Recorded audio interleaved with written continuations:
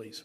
Thank you, Mr. Chairman, also for this opportunity to speak about the opioid addiction in Minnesota.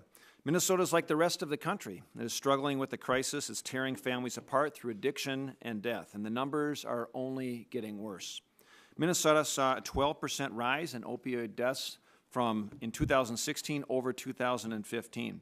The crisis affects Minnesotans of all backgrounds in rural communities, big cities, and in our suburbs. Just a year and a half ago, in my hometown of Chanhassen, we saw the passing of music legend Prince due to an opioid overdose.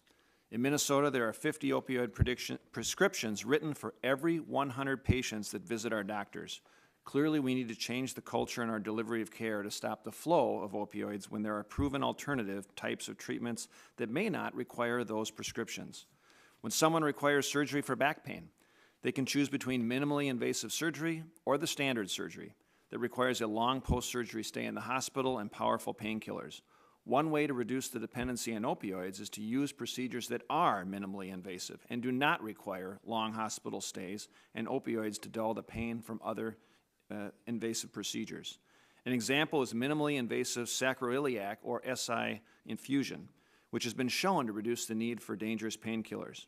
Unfortunately, some private insurers don't cover this procedure, forcing people to choose the standard surgery that requires addictive opioids for pain management. Instead of simply prescribing a drug for the pain, providers should also look to other therapies and insurers so they should proactively cover these therapies so that people are given more choices to manage their pain. We must hold providers and patients accountable and encourage insurers to cover more types of procedures.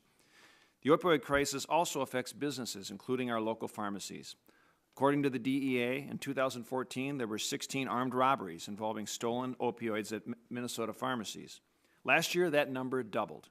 People get hurt and die during these crimes. Dangerous drugs are put on the street.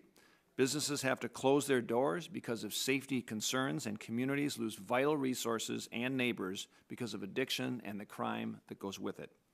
Earlier this year, I spoke to a mom from Maple Grove, Minnesota, whose son bought Carol fentanyl online, consumed it, and died.